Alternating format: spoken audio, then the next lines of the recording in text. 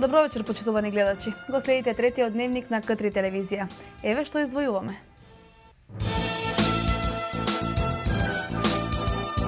Заврши електронската аукција за ФЗЦ. Се уште нема официјални податоци кој е купувачот. Нова мерка за автоматско здравствено осигурување на невработените.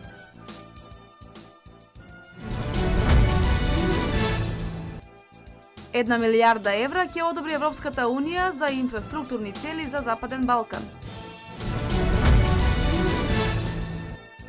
Кумановските кошаркари нема да продолжат во полуфиналните надпревари од регионалната лига.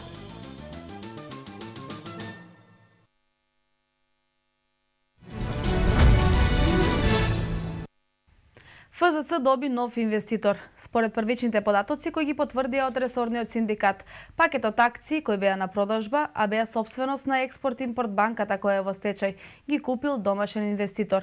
За утре вработените најавија по конкретни информации и вела дека се уште ќе чекаат на официјални информации од менаџментот на фабриката. Вчера заврши јавното надавање на акциите на Кумановската фабрика за цевки ФЗЦ 11 октомври. Надавањето се спроведува по втор пат. Според првичните се уште непотврдени информации, домашен, односно локален инвеститор ги купил акциите огласени на продажба. На втората јавна аукција на продажба беа 234.158 обични акции со право на глас, собственост на Експорт-импорт банката која во стечај, по почетна цена од 500 денари. Работниците од фирмата први информираа дека аукцијата заврши и најавија дека акциите ги купила локална компанија. Од Синдикатот за енергетика, рударство и индустрија го поздравуваат завршување на аукцијата и оттаму додаваат дека новиот собственик само ќе ја подобри од повеќе аспекти работата на ФЗЦ, како и статусот на вработените. Се работи од информациите што ги имаме за домаќин наш човек, значи Кумановец, кој имајќи во предвид дека за тие луѓе со кои ќе работи се познава, одговорноста му е уште поголема. Значи што се однесува до односите меѓу синдикатот и раководството, менаџментот или собствениците и работниците, ние сме конструктивен и принципиелен синдикат и развиваме секаде кај што сме присутни партнерски односи. ФЗЦ најавија националните медиуми ќе биде еден од партнерите на руската Стройтангаз во изградба на гасоводната делница до Клечевце. Тој бизнис сега во кој би влегол, значи ќе придонесе само за побрзо излегување од кризата на ФЗЦ и сметаме дека со тој бизнис и нормално оние редовни бизниси други кои ги имаше компанијата, значи успешно ќе бидат ангажирани сите вработени и ќе се надмини оваа агонија во која се наоѓаат вработените. ФЗЦ е квалификувана и на овие балкански простори, капацитети и потенцијали. Фабриката произведува специјални цевки за гасовод, така што многу е веројатно дека токму во Куманово ќе се прават цевките за делницата. ФЗЦ 11 октомври е производител на цевки, шупливи излабени профили, слични производи од челик. ФЗЦ 11 октомври е бездоминантен собственик подолго од 10 години, откако падна во стечај банката што го поседуваше мнозинскиот пакет акции. Со цел да ја подобрат конкурентноста на земјоделското производство, да ја потикнат економската активност во руралните средини и да ги зголемат можностите за вработување, земјоделци од Крива Паланка и околината ќе може да аплицираат за средства од ИПАРТ програмата. Информираат од подрачното оделение на Агенцијата за финансиска поддршка во земјоделството и руралниот развој на Крива Паланка. Од подрачното оделение на Агенцијата за финансиска поддршка во земјоделството и руралниот развој Крива Паланка информираа дека во тек е првиот јавен повик за годинава кој се однесува на аплицирање за користење на финансиски средства од ИПАРТ програмата. Финансиските средства по поединечно барање се доделуваат како неповратна финансиска поддршка, односно грант во износ од 50% од вредноста на прифатливите трошоци, но финансиската поддршка може да биде и многу повисока. Висината на финансиската поддршка по оваа програма изнесува 50% од вредноста на прифатливите трошоци, но има и случаи каде што таа е многу поголема, 55% е висина финансиската поддршка, каде што носител на земјоделското стопанство, каде што се одвива инвестицијата е лице на возраст од 18 до 40 години. 60% од висина финансиската поддршка од вредноста на прифатливите трошоци, доколку инвестицијата се одвива во планинско место, односно во планински регион. 65% е финансиската поддршка доколку инвестицијата се однесува во планински регион и каде носител на земјоделското стопанство е лице од 18 до 40 години. И за прв пат ова година е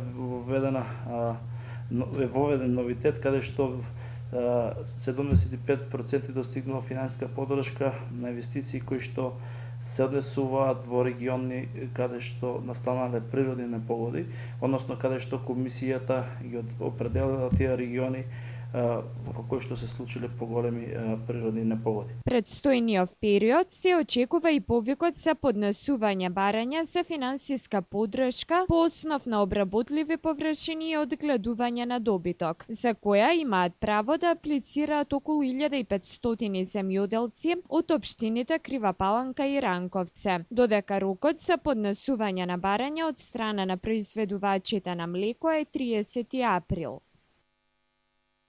Од општина Крива Паланка и од општина Раковце да поднесат барање и да аплицираат за финансиска поддршка во 2015 година, а во текот на април, односно до 30 април следува поднесување на барање за финансиска поддршка за произведено и предадено млеко. Барањата се доставуваат во подрачното оделение на агенцијата во општинската зграда на Крива Паланка и во Ранковце секој вторник, каде странките може да ги добијат сите потребни информации.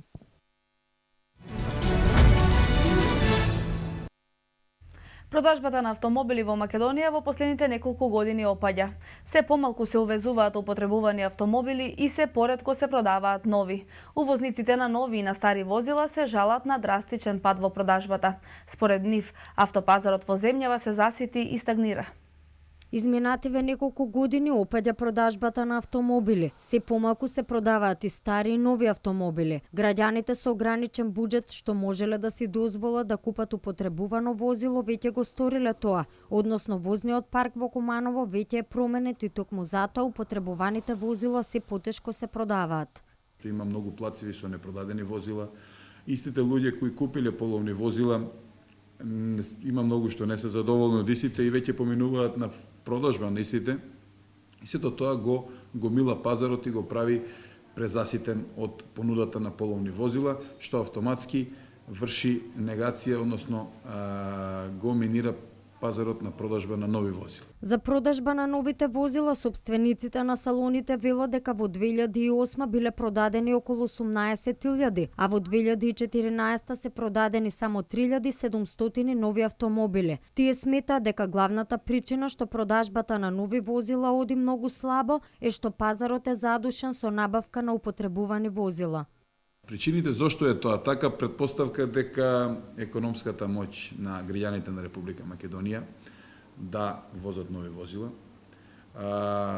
економската криза што беше пред све криза во цела Европа и сигурно Македонија не беше заобиколена таа работа, и одлуката на владата на Република Македонија да дозволи увоз на возила кои имаат пониски евростандарди. Увозниците на стари возила се жалат дека продажбата секоја година опаѓа во споредба со 2010 година, кога како резултат на одлуката за дозволен увоз на возила до 2013 година биле внесени 51.399 употребувани автомобили. Ставот на импортерите на нови возила и на увозниците на стари возила се дека засега нема да се подобри состојбата. Стабилизирање очекуваат за 2 до 3 години.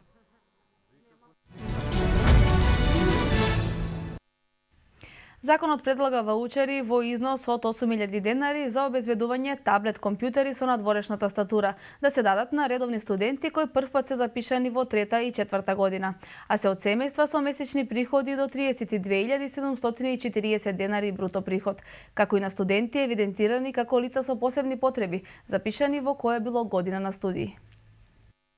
Министерот за информатичко општество и администрација Иво Ивановски образложи дека со законот се предлага ваучери во износ од по 8.000 денари за обезбедување таблет компјутери со надворешна тастатура да се дадат на редовни студенти кои првпат се запишани во 3-та и 4-та година, а се од семејства со месечни приходи до 32.741 денар бруто приход, како и на студенти евидентирани како лица со посебни потреби запишани во која било година на студии. За спроведување на законот потребни се 96 милиони денари обезбедени од буџетот на Министерството за информатичко општество и администрација. Редовниот студент својот статус дека е од семејство во кое вкупните месечни приходи не надминуваат 32.741 денар, ќе треба да го докаже со уверение од управата за јавни приходи за остварени приходи по разни основи за 2014 година за двајца родители или старатели на студентот поединечно и за самиот студент. Уверението се доставува до студентската служба на матичниот факултет. Студентот кој живее со еден родител или без родители, тоа го докажува со фотокопија од акт за престанок на бракот или извод од матична книга на умрените, а студентите кои засновале брак и оформиле семејство со фотокопија од извод од матична книга на венчани. За проверка на документите, потребни за стекнување со вредносен бон ваучер, Министерството за образование и наука формира меѓуресорска комисија. По прибирање и проверка на документите, МОН изготвува листа на студенти кои можат да користат вредносен бон ваучер и треба да ја достави до Министерството за информатичко општество и администрација најдоцна до 1 јуни годинава. Ваучерите се со еднократна употреба како учество за купување таблет, компјутер од фирми регистрирани за дејности поврзани со трговија, одржување и поправка на компјутери. Фирмите може да ги достават ваучерите за наплата до Министерството за информатичко општество и администрација најдоцна до 5 јули годинава. Половина од износот на парите за искористените ваучери Министерството за информатичко општество треба да ги исплати најдоцна до крајот на годинава, а останатата половина до 31 јануари следната година, се наведува во предлог законот. Денеска Сдруженијето на дијабетичари од Куманово одржа предавање на тема правилна исхрана и физичка активност во превенција на дијабетисот. Доктор Тодоровска на предавањето објасни колку едукацијата е значајна да се запознаат болните што повеќе со нивната болест, за да можат да имаат квалитетен и пријатен живот. Сдружение на дијабетичари Куманово денеска одржа предавање на тема шеќерна болест, правилна исхрана и физичка активност во превенција на дијабетисот и негова едукација. Доктор Тодоровска посебно нагласи дека целта на овие предавања е да се запознаат болните што повеќе со нивната болест, за да можат сами да си помогнат да имаат квалитетен и пријатен живот. Темата беше шеќерна болест, правилна исхрана и физичка активност.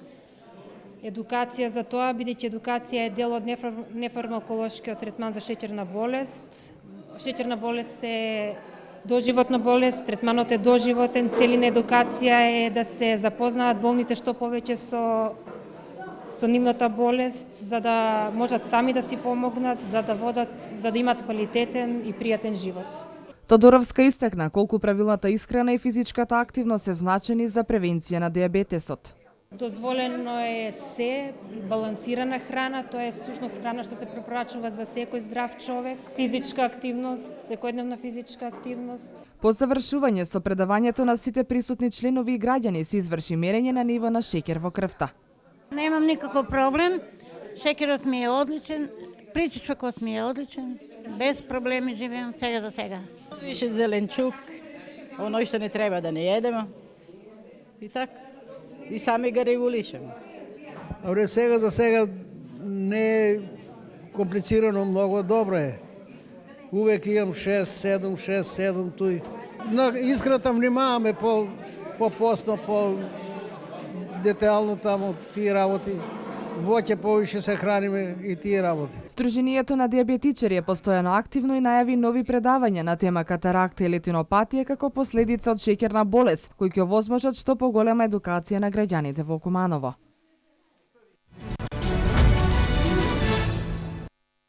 Во денешниот дневник на К3 телевизија гостин е примариус доктор Аврам Банковски, тој е претседател на Сојузно Сдружение на дијабетичари на Македонија.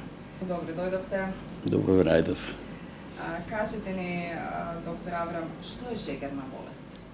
Пред да кажам, сакам да ве поздравам, сите да ги поздравам, бидејќи прв пат да сапам на оваа телевизија и драго ми е и се надам дека и повеќе пати ќе се видиме, а то се во интерес да им помогнеме на пациентите да осознаат оваа болест за која ме прашам. Што е шекерна болест? Шекерна болест значи пореметување на метаболизмот на шекерите, јаглени хидрати и масните со специфични промени на крвните садови. Тоа е основната дефиниција за шекерната болест. Дали шекерната болест е состојба или болест? Многу убаво прашање. Шекерната болест, сите мислат дека е одма болест. Таа е болест де јуре, фармички сезон, али де факто може да биде и состојба ако се контролира и држи под контрола шекерната болест и човек може нормално да се живее, да ја обавува сите дејности и да биде среќен и задоволен, али ако води рачува. Бидејќи во шекерната болест во лекувањето 70% диабетолог е самиот пациент, само 30% е лекар што го третира. Значи, ако е пациентот дисциплиниран, така ќе биде состојба, ако не, ќе стане болест. Така е. Кажете ми, каква е состојбата со шекерната болест во светски рамки, Македонија па и Комар? Тоа е една од најраспространените болести, таа е пандемија, која не бира граници, не бира вера, не бира нација, не бира држава. Значи, тоа е светски проблем, значи број 1 се да наречам, затоа што бројот на диабетичари секоја година се повеќе расте. Ево ќе кажам неколку примери. Секој 10 секунди 2 до 3 нови диабетичари имаме. Значи во секунди рачунаме во денови секунди. Секој 10 секунди 1 до 2 диабетичари умираат од диабетес, односно од компликациите на диабетес. Диабетесот е 4-та негде до 6-та причина за смртност во светот. Исто така број 1 причина е за слепило, значи од компликациите. 43% од оние кои на диализа, што на вешачки бубрек, што ќе народ, тоа се диабетичари. 1,5 милиони луѓе имаат гангрена и ампутација во светот. Така да се овие бројки кажувам фрапантно, значи болеста не е играчка, болест е тихи убиец, како што се нарекува, али има една предност оваа болест што може да се контролира и превенира, значи да се држи под контрола. Така, кажете ми, докторе, кои се симптоми кои што еве ќе укажуваат? Симптомите во последно време не се многу изразени симптомите, али пак да ги знаеме, не е на одбед. Пациентот е поспан, незаинтересиран за работа, онда пациентот го тера му се јаде многу, сака и благо многу да јаде. Слабењето исто така еден симптом, може да биде од неколку килограми до енормно големо ослабување, така да некои луѓе, овој се исуши, што му стана, а уствари не знаат дека има шекерна болест, неконтролиран и доаѓа до намалување телесна тежина на повеќе килограми, 10-15 килограми. Така да, поред други симптоми има кај пациентите воспаление на полните органи, кај со црвенило, со сврап, и тоа, ако се мие со вода, уште повеќе се влошува, појава на чирови на вратот најчесто и на другите делови и тешко зарастување на рани. Тоа се вака главни симптоми. Друго еден важен симптом, да на крај го оставам, имаат жет, сувоќе на грлото и на устата, тоа ствара жет, пијат многу вода, им се пореметува и мокрењето им е често и ноќниот мир им се пореметува, а дење стално одат на мокрење. Значи тоа е еден исто така важен симптом. Според вас, кој повеќе заболува, дали мажите, жените, децата и во колку процент и кои се причини? Вака се заболувањето кај мажите и жените горе-доле равноправно, према светските статистики нема некоја сигнификантна разлика, али има неколку типа на диабет. Тип 1, тоа е кај младите од раѓање до 35 годишна возраст, али најчесто од 14 до 18 години, тоа е тип 1 и тој диабет е инсулинозависен, особено пациентот одма на инсулин се става, одма. Нема, кај него панкреасот ќе не лучи инсулин, а дека тип 2 е кај возрастите над 90% и тој тип е диабетес кој може се контролира, ова што го збореме до сега, значи овој тип на диабетес може да се со сите превентивни мерки од превентивата за исхраната, за физичка активност до редовната терапија може да се држи под контрола и луѓето да си живеат релативно добро, стрекно. Јас сум диабетичар. Ево, ве гледате колку години, јас имам околу 15 години и повеќе диабетес, али со моја ангажман, водење рачун во исхрана, во физичка активност и редовна терапија, јас си живеам нормален живот. Немам никакви проблеми, некои посебни. Која е причината за вас? За диабетесот причините се многу слојни. Прво ќе кажам, фамилиарната предиспозиција, значи не е наследна во прав смисол, али фамилиарно постои предиспозиција и се зависи од како он понатаму ќе живее во исхраната, во физичка активност, што зборувам, се тоа што кажав, дали ќе се појави или покасно ќе се појави диабетесот. Значи, од самиот пациент зависи од кој има предиспозиција, дали брзо ќе му се појави диабетес или покасно или нема да му се појави во животот. И многу е важно нашата превентивна активност е кај пациентите да го откриеме по диабетесот, кај тие што се најопасни пациенти, тие што не знаат дека имаат диабетес. Тие ќе може да дојдат со компликации. Второ, пациентот со едукацијата што ја правиме и преку телевизијата, да осознае болеста и сам да се бори да не му се појави или да ја контролира да не добие компликации. Тие се два важни моменти и тоа е најважното во нашата борба против диабетесот кај нас. Иначе, да кажам сега како состојбата диабетесот, како е во светот, како што кажа пандемија, 360 милиона луѓе моментално имаат диабетес, имаат диабетес, болуваат од диабетес. Друго, ако вака продолжи, 30-та година ќе ги има околу 500 до 600 милиона луѓе со диабетес, што представува огромна цифра. Во Македонија, да кажам, Македонија имаме према Интернационалната федерација диабетес 185.000 луѓе со диабетес. Ова година ќе видиме сега како ќе дое другата анализа од другиот податок од Интернационалната федерација диабетес. Во значи 185, во Куманово е преку 6.000, имам информација, преку 6.000, што представува за еден град солидна бројка. Така, во однос на лани, на претходната година, околу 9% е зголемен број на диабетичари. Во која категорија на заштита направи одржување на здравјето на диабет спаѓаме во рамки на Балкан? Само да докажам, значи имаме тип 2 и тип 1. Значи тип 1 децата тоа е посебна нефрон се вика, тие се грижи, порано ние се грижиме за децата, а нашата е се грижиме за овој тип 2 диабетес, да ги направиме сите превентивни мерки да пациентите се живеат добро. Во која, како ме прашавте? Во која категорија на заштита направа и одржување на здравјето? Ние можеме да кажеме, јас сум посетил неколку држави, се наоѓаме на Балкано меѓу нивото на повисокото ниво, бидејќи ние го работаме како сојуз и како сите превентивно да делуваме, да не дојде до ова што го кажа претходно компликации кај овие што немаат или да откриеме тие што имаат диабетес, да не се јават да прегнат со компликации, што прво државата, прво пациентот ќе страда, второ и државата материјално кошта тоа. И сега државата мерењето на шекер е да важни превентивни мерки, државата има ова година од даде по 50 ленти за секој диабетичар да може да го. Тоа е скоро секој ден поеднаш да мери шекерот, тоа е многу важно. А мерењето на шекер поред са бале што е важно, да е, значи ако е 6,1 до 6,5 се сметра дека нема, али ако се понови 6,5-7 во неколку наврати во мерење, тоа е знак веќе за шекерна болест и ќе треба да се направат додатни испитувања да се види дали е шекерна болест или не. Така, знаеме дека многу граѓани користат инсулинска терапија. Што вие препорачувате во однос на тоа? Дали има доволно инсулин во Македонија? Апсолутно. Каков квалитет е тоа?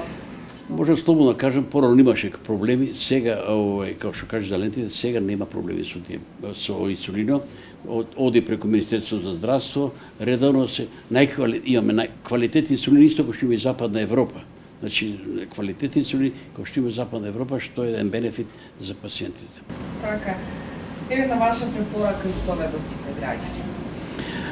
Прво, препорака е моја, секој да мисли на диабета. Секој пациент може еднаш да измери годишно шекер. Еднаш да погледа мокрача прегледа, да има и компликации на бубрежна болест. Значи, основното е да се мисли секој човек, не е пациент, секој човек и немал диабетес еднаш годишно да го измери шекерот. Ништо нема да го кошта да го измери. Тоа е сега па сите имаат апарат или да појде кај матичен лекар да му го измери еднаш годишно шекерот, затоа што на тој начин веќе ќе можеме превентивно делуваме да ги откриваме оние што вика народ скриен шекер, диабетичари што имаат или да знаат како е состојбата да си водат рачун. И после си од понатаму што треба. Така. Ви благодарам што ни бевте гостин. И мене ми е posebno задоволство, ево, прва емисија кај вас и можам да ви кажам, преку вас ние најлесно допираме до граѓаните, бидејќи во една ситуација која не мора да иде предавање, да слуша, преку вас дома му влегуваме, дома он седи и се гледа и се едуцира, а тоа е голем бенефит. До сега имаме одржано ние Сојузо, јас и со други колеги, ова е 129 емисија.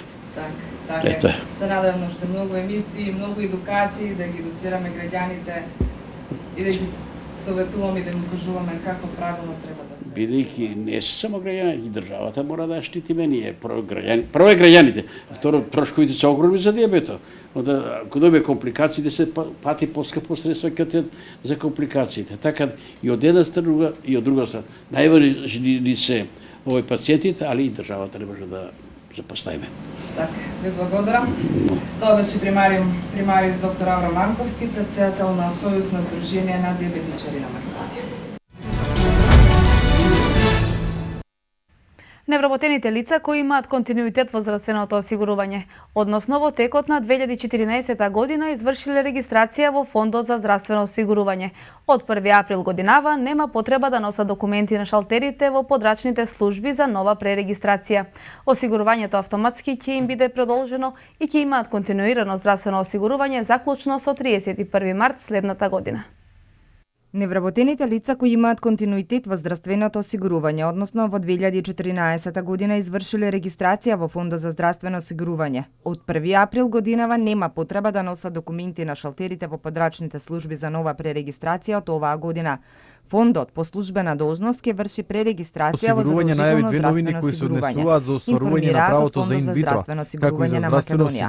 Осигурувањето автоматски ќе им биде продолжено и ќе имаат континуирано здравствено осигурување заклучно со 31 март следната година. Како што соопштија денеска од Фондот, регистрацијата ќе биде задолжителна само за оние невработени кои првпат се пријавуваат за здравствено осигурување. Фондот врз основа на електронски добиените податоци од УЈП, според остварените нето приходи како семејство, определува во која категорија припаѓа осигуреното лице. Од Фондот информираат дека како приходи на семејството се сметаат личните и приходите на членовите на носителот на здравственото осигурување, брачен другар, деца. Според Фондот, согласно нето приходот остварен во 2014 година, до 105.600 денари здравственото осигурување го покрива државата, од 105.600 денари до 189.864 денари, ако во последните 2 месеци оствариле вкупен приход помал од 17.600 денари, здравственото осигурување го покрива државата. Од 105.600 до 189.864 денари, здравственото осигурување го плаќа осигуреникот во износ од 50% на просечна плата, односно 1.155 денари месечно, и над 189.864 денари здравственото осигурување го плаќа осигуреникот во износ од 100%.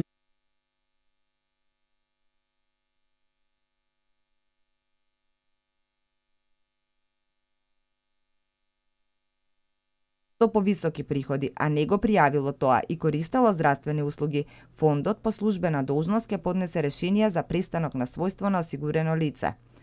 Решенијата сите осигуреници ќе ги добијат по писмен пат преку пошта.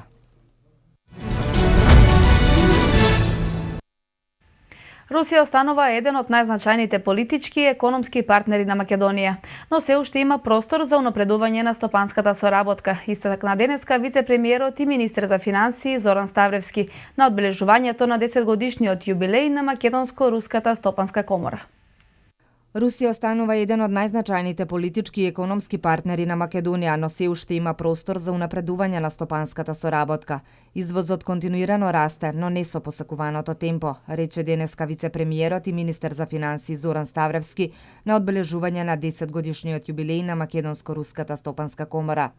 Во насока на интензивирање на економските односи покрената е за намалени царински стапки при извоз на македонски земјоделско-прехранбени производи, а останува и барањето за потпишување договор за слободна трговија меѓу двете земји. со 144 милиони потрошувачи. Рускиот пазар е голем предизвик за македонските компании. Минатата година трговската размена достигна 138 милиони евра, од кои 32 милиони се извоз од македонска страна, а 106 милиони увоз од Русија. Трговската размена во 2014 година беше само 1,5% од вкупната трговска размена на Македонија, истакна Ставревски. Според него, Македонија точно знае кои се нејзините компаративни предности на рускиот пазар, произведува квалитетна храна, каква што има највеќе потреба во Русија, и тоа се производите на кои се става фокус во однос на извозот. Наведе дека извозот на земјоделски производи во Русија минатата година изнесуваше околу 15 милиони евра.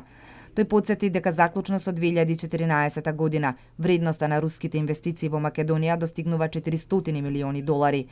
Вице-премиерот напомена дека пред 2 недели почна реализацијата на проектот за изградба на националниот гасовод, делницата Клечовце-Штип.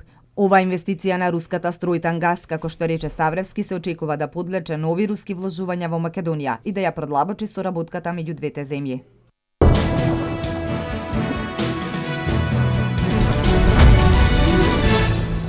Продолжува потрагата по загинатите во авионската несреќа на Germanwings, кој завчера се урнал на француските Алпи. Хан во Приштина најави дека Европската Унија ќе одели 1 милијарда евра за подобрување на инфраструктурата на Западен Балкан. Јеменските бунтовници ги контролираат улиците на градот Аден. Следуваат вестите од светот. Потрагата по остатоците на авионот Germanwings Airbus A320 продолжија на местото на несреќата во која загина сите 150 лица кои биле во авионот кога се урнал во вторникот на француските Алпи. Тие се обидуваат да стигнат до телата на сите загинати и да дојдат до траги што ќе им откријат зошто паднал авионот, пишува британски Телеграф. Сеголен Ројал, француската министерка за сообраќај, ја демантирала досегашната информација дека агонијата на патниците во авионот траела 8 минути. Таа кажала дека последната порака до контролата на летови била испратена во 10:30, а авионот се урнал во 10:48, пишува Индепендент. Авионот нормално летал на висина од 11.500 метри и одеднаш паднал на висина од 1800 метри па удрил во Алпите. Пилотите не испратиле повик за помош пред падот.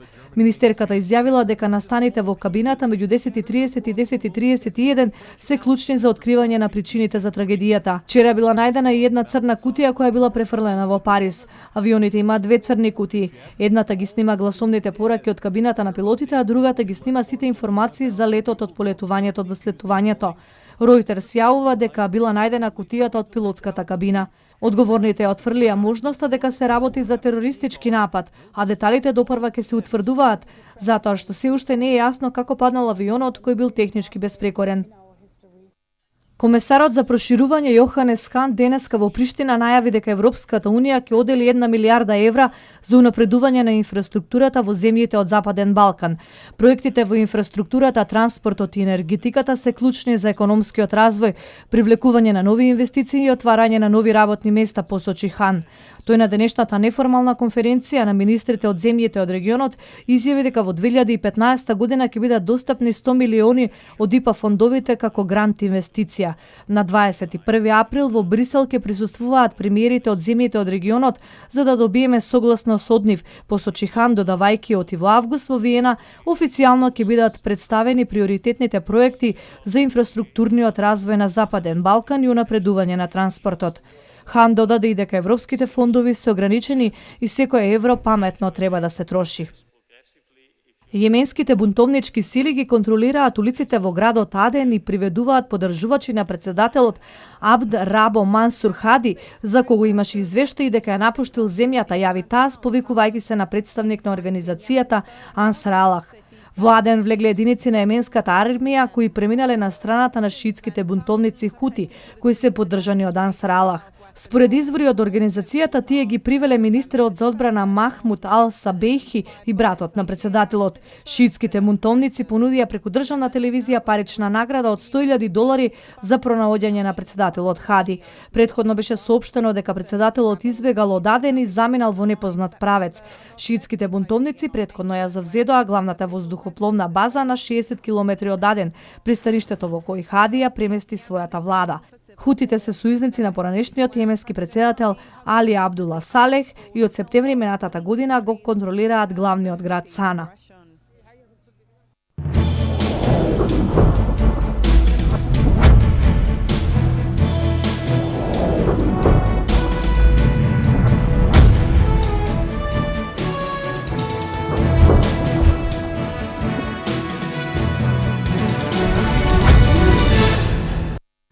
Пирова победа против рилски спортист. Екипата на Куманово не успеа да обезбеди пласман во полуфиналето од регионалната кошаркарска лига.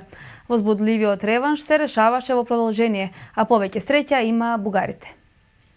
Иако кошаркарите на Куманово пред преполните трибини во Кумановскиот спортски центар го совладаа бугарски рилски спортист со 107-101 во реванш четвртфиналниот меч, сепак тоа не беше доволно да се анулира негативата од првиот надпревар во Самоков, каде загубија со 12 поени разлика, 97-85. Кумановци во регуларниот дел имаа и 16 поени предност, сепак крајот на регуларните 40 минути завршија со плюс 12 од 188, па мораа да играат дополнителни 5 минути. А во продолжението гостите од Самоков со завршната серија од 6-0 успеа да го стигнат посакуваниот резултат и да обезбедат пласман во полуфиналето. Вечерашниот одбор го одлучи, како да кажам, неиграње на Филиповиќ прво, еден прекрасен одборен играч кој не е повреден, и слабо скокавме во одбрана со тоа што слаба партија денеска поручи Урош Луковиќ со неговата минутажа, а мислам дека и надпреварот ние го загубиме уште у Самоков. Влеговме таму лако ќемо, искочи дека не е така, за жал ја завршуваме овогодишна бибал представа и од сабота се усмеруваме на домашно првенство каде што почиња плей-оф. Па не знам, видели сте сами, борили смо се, стигли смо и тих 12 разлike. Мислам да е преломила прва утакмица, нисмо смели тамо да изгубимо 12 разлike и хвала овој публици што нас ја држала и дошли смо до нерешеnog, ушли продолжетки, али стварно е многу 12 разлike. Нисмо смели да дозволиме да тамо изгубимо толико. Александар Костовски беше убедливо најдобриот поединец во таборот на Куманово со 29 поени, од кои 5 тројки и 7 асистенции. Бранислав Джекич оствари дабл-дабл ефект со 23 поени и 13 скока, а капитенот Маријан Јаневски заврши со 17 поени. Екипата на рилски спортист во полуфиналето ќе игра со Косовски Печ, додека Кожев го чека подобриот од двомечот Сигал Приштина и Крајова, во кој косовската екипа ќе влезе со предност од 77-73, остварена на првиот меч во Романија.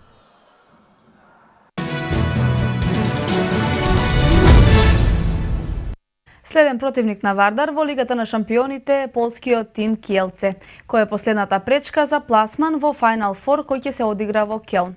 Приоритетната продажба на билетите за дуелот започнува од 30 март и ќе трае до 3 април, додека од 6 април започнува регуларната продажба на останатите билети.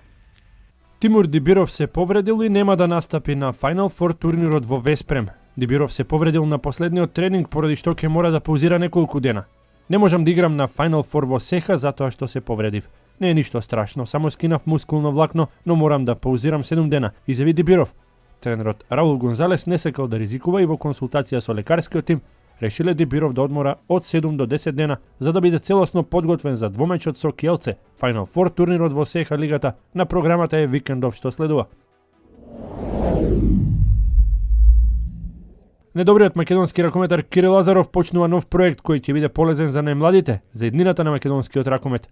Агенцијата за спортски маркетинг, консалтинг и менеджмент ќе биде организатор на ракометниот камп Кирил Лазаров 7, кој ќе се одржи во Охрид од 22 до 28 јуни.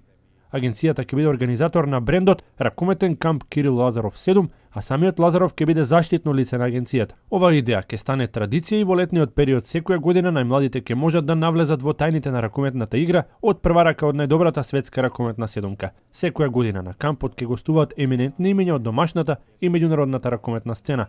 Кампот ќе биде наменет за ракометари меѓу 10 и 17 години, бројот ќе биде лимитиран, а останатите информации за пријавувањето и програмата ќе бидат објавени дополнително.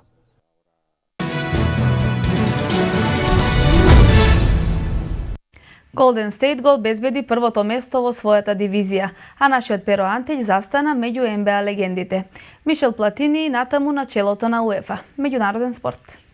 Екипата на Golden State ја оствари 58-та победа и со тоа ја обезбеди титулата во NBA Pacific дивизијата. Последен пат титулата во дивизијата ја освоија во сезоната 1975-76, откако предходната година беа и шампиони во NBA лигата. Golden State го победи Портланд со 122-108 на негов терен, а прв играч на дуелот беше Стефон Кари со 33 поени и 10 асистенции. Воеднова беше единствената победа на гостинските екипи, а успеси прославија и Детройт, Милвоки, Оклахома Сити, Далас, како и Сакраменто.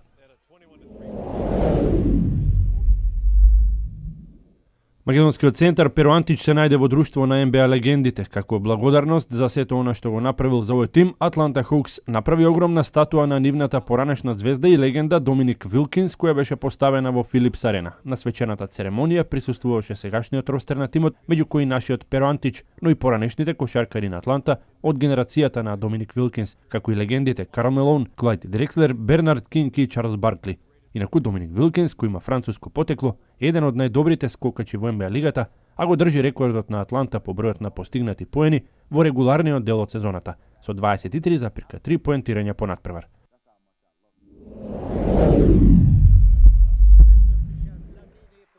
Мишел Платини е реизбран за претседател на Европската фудбалска унија УЕФА на уште 4 години, односно до 2019 година. Французинот по трет пат ја доби 4-годишната доверба од фудбалските сојузи на европските земји, а беше единствен кандидат на 39-тиот конгрес на УЕФА во Виена. Едва ги чекам предизвиците, кои што ни предстојат во наредните 4 години, рече Платини. Челникот истакна дека ќе продолжи да се труди како претседател на УЕФА, но и за јакнување на ФИФА, кој е водечко светско фудбалско тело, како и дека и натаму ќе донесува правилни одлуки на вистинско време.